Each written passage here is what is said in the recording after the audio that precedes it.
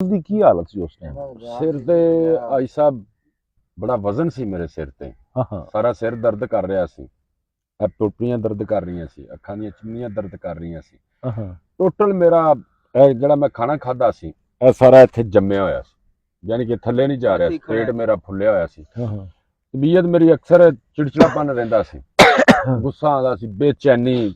Telephone ਆ ਜਾਣਾ, ਮੈਂ ਕਹਿੰਦਾ ਸੀ ਸਿਸਟਮ ਹੀ ਖਤਮ ਹੋ ਜਾਵੇ, ਟਾਵਰ ਖਤਮ ਹੋ ਜਾਣ, ਮੋਬਾਈਲ ਬੰਦ ਹੋ ਜਾਣ। ਹਾਲਾਂਕਿ ਤੁਹਾਡਾ ਖੁਦ ਟੈਕਨੋਲੋਜੀ ਨਾਲ ਟੈਕਨੋਲੋਜੀ ਨਾਲ ਐਵੇਂ ਹੀ ਹੈ ਨਾ, ਕੰਪਨੀਆਂ ਕੰਮ ਕਰ ਰਹੀਆਂ। ਇਹ ਮੋਬਾਈਲ ਤੁਹਾਡੇ ਦਿੱਤੇ ਨੈਟਵਰਕ ਨਾਲ ਚੱਲ ਰਿਹਾ ਹੁੰਦਾ ਹੈ। ਬਿੱਲ ਕੀ ਹੈ, ਬੈਲ ਕਿਹੜੀ ਨਾ ਮੇਰੀ ਬੇਚੈਨੀ ਇਰੀਟੇਟ ਕਰਦੀ ਹੈ। ਹਾਂ, ਗੁੱਸਾ ਆਉਂਦਾ ਹੈ, ਗੁੱਸਾ ਆਉਂਦਾ ਹੈ। ਜਨਾਬ ਰਾਤੀ ਇਹਨਾਂ ਨੇ ਕਿਹਾ ਕਿ ਦੁਨੀਆ 50 ਸਾਲ ਪਿੱਛੇ ਚਲੀ ਜਾਵੇ, ਇਹ ਤਰੱਕੀ ਜਿਹੜੀ ਹੈ, ਮੋਬਾਈਲ ਜਿਹੜੇ ਨੇ ਇਹ ਖਤਮ ਹੋ ਇਹ ਮੋਬਾਈਲ ਖਤਮ ਹੋ ਜਾਣ, ਦੁਨੀਆ ਪਿੱਛੇ ਚਲੀ ਜਾਵੇ, ਤਾਂ ਕਿ ਜਿਹੜੀ ਦੁਨੀਆ ਸੀ ਤੁਹਾਡੇ ਵਾਸਤੇ ਐਵੇਂ ਸੀ, ਤੁਹਾਨੂੰ ਲੱਗਦਾ ਬੋਝ ਇੱਕ ਬੋਝ ਐ ਵੀ ਸੀ ਹੈ ਐ ਸੀ। ਉਹਦੀ ਵਜ੍ਹਾ ਹੈ ਕਿ ਜਦੋਂ ਮੇਰਾ ਦਿਮਾਗ ਸਕੂਨ ਚ ਨਹੀਂ ਹੈਗਾ, ਮੈਨੂੰ ਸਕੂਨ ਨਹੀਂ ਹੈਗਾ, ਤੇ ਮੈਨੂੰ ਦੂਸਰੇ ਨਾਲ ਕੀ ਲੱਗੇ। ਅੱਛਾ, ਦਿਲ ਚ ਰਾਤੀ ਤੁਹਾਡੀ ਹਾਲਤ ਜਿਹੜੀ ਕੰਡੀਸ਼ਨ ਸੀ ਨਾ, ਮੈਂ ਵੀ ਵੇਖੀ, ਬਰਾੜ ਸਾਹਿਬ ਤੁਸੀਂ ਵੀ ਵੇਖੀ। ਬਰਾੜ ਸਾਹਿਬ ਅੱਗੇ ਵੀ ਵੇਖਦੇ ਪਏ ਸੀ, ਰੋਜ਼ ਦਾ ਹੀ ਮੇਰਾ ਮਸਲਾ। ਮੈਨੂੰ 4 ਸਾਲ ਹੋ ਗਏ ਇਸ ਮਰਜ਼ ਚ। ਅੱਛਾ, ਹਾਂਜੀ। ਤੇ ਫਿਰ ਕਿਸੇ ਡਾਕਟਰ ਨੂੰ ਚੈੱਕ ਨਹੀਂ ਕਰਾਇਆ? ਚੈੱਕ ਕਰਾਇਆ ਮੈਂ।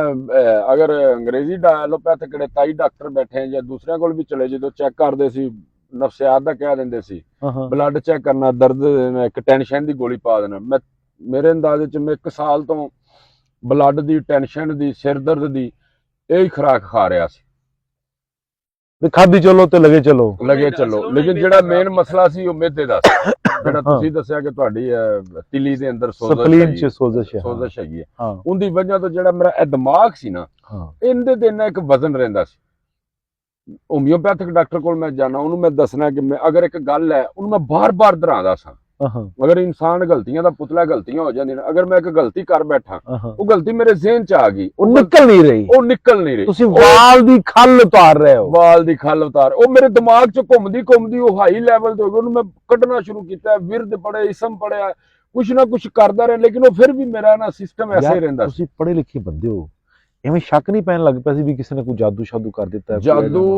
ਜਾਦੂ ਦਾ ਸ਼ੱਕ ਹੈ ਮੈਨੂੰ। ਇੰਜ ਲੱਗਦਾ ਸੀ ਜਿਵੇਂ ਮੈਂ ਬਾਥਰੂਮ ਚ ਗਿਆ ਨਾ ਤੇ ਮੈਨੂੰ ਕਿਸੇ ਇੰਜ ਦੇਖਿਆ, ਸਾਇਆ ਮਹਿਸੂਸ ਹੋਇਆ। ਤੁਹਾਨੂੰ ਐਸਾ ਮੇਰੇ ਨਾਲ ਚੰਦ ਦਿਨ ਪਹਿਲਾਂ ਵਾਕਿਆ ਹੋਇਆ ਕਿ ਮੈਂ ਗਰਮ ਪਾਣੀ ਕਰਕੇ ਨਹਾਉਣ ਲੱਗਾ, ਮਿਕਸ ਪਾਣੀ ਦੇ ਮੈਂ 2-3 ਡੱਬੇ ਆਪਣੇ ਤੇ ਪਾਏ ਨੇ। ਮੈਨੂੰ ਸਮਝ ਨਹੀਂ ਆਈ, ਮੈਂ ਉਹ ਗਰਮ ਪਾਣੀ ਆਪਣੇ ਉੱਤੇ ਸੱਟ ਬੈਠਾ, ਮੇਰਾ ਸਾਰਾ ਜਿਸਮ ਜਲ ਗਿਆ। ਜਿਵੇਂ ਧਿਆਨ ਕਿਤੇ ਹੋਰ ਪਾਸੇ ਆ। ਯਾਨੀ ਅਸੀਂ ਜਿਵੇਂ ਮੈਂ ਤੁਹਾਡਾ ਪੰਜਾਬੀ ਦਾ ਮਾਹੀਆ ਸੁਣਾਣਾ, ਕਿਵੇਂ ਕਹਿੰਦੇ ਚਿੱਟਾ ਕੁੱਕੜ ਬਨੇਰੇ ਤੇ ਬੁੱਤ ਸਾਡਾ ਇੱਥੇ ਆ, ਰੂ ਸਜਣਾ ਦੇ ਵਿਹੜੇ ਤੇ। ਮੇਰਾ ਇਹ ਹਿਸਾਬ ਸੀ ਆਈ ਸਾਹਿਬ। ਹਾਂ, ਐਸੇ ਸਿਸਟਮ ਦੇ ਅੰਦਰ ਕੋਈ ਸਕੂਨ ਨਹੀਂ। ਕਾਰੋਬਾਰ ਮੇਰਾ ਡਿਸਟਰਬ ਹੋਇਆ ਪਿਆ ਸੀ, ਫੈਸਲੇ ਕਮਜ਼ੋਰ ਹੁੰਦੇ ਸੀ। ਰਾਤੀ ਤੁਸੀਂ ਮੈਨੂੰ ਕਿਹਾ ਯਾਰ ਤਨਹਾ ਜਿਹੀ ਹੋ ਗਏ।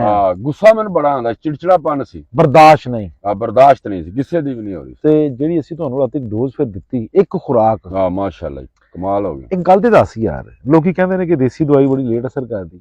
ਨਹੀਂ, ਮੈਨੂੰ ਤਾਂ ਅਰਜੈਂਟ ਅਸਰ ਕੀਤਾ। ਅਸੀਂ ਦੂਸਰਿਆਂ ਦਾ ਤਾਂ ਕੁਝ ਨਹੀਂ ਕਹਿ ਸਕਦੇ, ਸਾਡੇ ਵਾਸਤੇ ਅਰਜੈਂਟ ਹੈ। ਮੇਰੇ ਦਿਮਾਗ ਨੂੰ ਇੱਕ ਠੰਡਕ ਪਹੁੰਚਾਈ ਹੈ, ਰਾਹਤ ਆਈ ਹੈ, ਪ੍ਰੈਸ਼ਰ ਲਾ ਦਿੱਤਾ, ਮੈਨੂੰ ਪਖਾਨਾ ਖੁੱਲ ਕੇ ਆਇਆ, ਮੈਨੂੰ ਸਕੂਨ ਹੋਇਆ। ਹਾਲੇ ਵੀ ਮੇਰੇ ਦਿਮਾਗ ਦੇ ਅੰਦਰ ਇੱਕ ਠੰਡਕ ਹੈ, ਮੈਨੂੰ ਖੂਬਸੂਰਤ ਦੁਨੀਆ ਲੱਗਣ ਲੱਗ ਪਈ। ਯਾਨੀ ਤੁਹਾਨੂੰ 15 ਮਿੰਟਾਂ 'ਚ ਬੜੀ ਚੇਂਜਿੰਗ ਆਈ ਹੈ। ਫਿਰ ਦਵਾਈ ਤੁਸੀਂ ਜੇਬ ਵਿੱਚ ਪਾ ਲਈ? ਜੇਬ 'ਚ ਪਾ ਲਈ ਹੈ।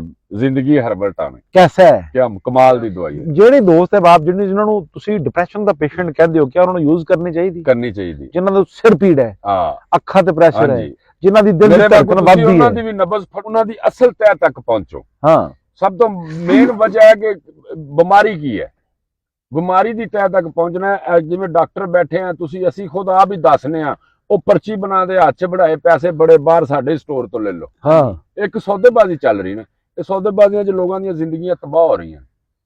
ਮੇਰੇ ਵਰਗੇ ਕਈ ਫਸੇ ਪਏ ਨੇ ਇਹਨਾਂ ਡਾਕਟਰਾਂ ਦੇ ਕੋਲ, ਹਜ਼ਾਰਾਂ ਦੀਆਂ ਫੀਸਾਂ ਦਿੱਤੀਆਂ, ਇਹਨਾਂ ਦੇ ਸਟੋਰਾਂ ਤੋਂ ਦਵਾਈਆਂ ਲਈਆਂ, ਜਿਹੜੇ ਇਹਨਾਂ ਦੇ ਸੌਦੇ ਹੋਏ ਨੇ ਦਵਾਈਆਂ ਦੇ, ਉਹੋ ਹੀ ਅਸੀਂ ਦਵਾਈਆਂ ਲਈਆਂ। ਉਹਨਾਂ ਪਿਛਲੇ ਦਿਨਾਂ 'ਚ ਜਿਹੜੀ ਮੈਂ ਦਵਾਈ ਖਾ ਰਿਹਾ ਸੀ, ਉਹਨੇ ਮੇਰੇ ਮਿਹਦੇ ਨੂੰ ਡਿਸਟਰਬ ਕਰਤਾ, ਹੋਰ ਅੱਗ ਲਾ ਦਿੱਤੀ।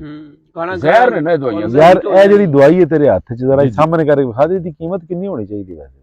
ਮੇਰੇ ਖਿਆਲ 'ਚ ਜਿੰਦੀ ਤਾਂ ਜ਼ਿੰਦਗੀ ਬਚ ਜੇ, ਕੀਮਤ ਜਿਹੜੀ ਵੀ ਰੱਖੋ ਥੋੜੀ ਹੈ। ਮੇਰੇ ਵਾਸਤੇ ਤਾਂ ਸਾਰੀ ਕੀਮਤ ਥੋੜੀ ਹੈ। ਕੱਲ ਤੇ ਅੱਜ ਦੀ ਜ਼ਿੰਦਗੀ 'ਚ ਫਰਕ ਨਜ਼ਰ ਆ ਰਿਹਾ? ਬਹੁਤ ਜ਼ਿਆਦਾ ਫਰਕ ਆ ਰਿਹਾ। ਅੱਲਾਹ ਦਾ ਸ਼ੁਕਰ ਅਦਾ ਕਰੋ। ਅੱਲਾਹ ਦਾ ਲੱਖ ਲੱਖ ਸ਼ੁਕਰ। ਅੱਲਾਹ ਪਾਕ ਨੇ ਤੁਹਾਡੇ ਤੇ ਫਜ਼ਲ ਫਰਮਾਇਆ ਫਜ਼ਲ ਕੀਤਾ। ਹੀਰਾ ਸਾਹਿਬ ਗੱਲ ਇਸ ਤਰ੍ਹਾਂ ਹੈ ਕਿ ਜਿਹੜੀ ਤਿਬ ਹੈ ਨਾ ਉਹਦੇ ਵਿੱਚ ਜਿੰਨੀ ਦੇਰ ਤੱਕ ਮਰਜ਼ ਦਾ ਨਾ ਪਤਾ ਹੋਵੇ ਗੁਨਾਹ ਸਮਝਿਆ ਜਾਂਦਾ ਦਵਾਈ ਦੇਣ। ਲੇਕਿਨ ਇਹਨਾਂ ਨੂੰ ਅਸੀਂ ਕਿਹੜੇ ਬੈਠੇ ਆ ਕੌਣ ਸਮਝਾਵੇ। ਜਿਵੇਂ ਚੱਲਦਾ ਹੈ ਤਾਂ ਘਰ ਬੰਦਾ ਤਾਂ ਨਹੀਂ ਪਹੁੰਚ ਸਕਦਾ। ਜਿਵੇਂ ਚੱਲਦਾ ਹੈ ਉਵੇਂ ਚੱਲਣ ਦਿਓ।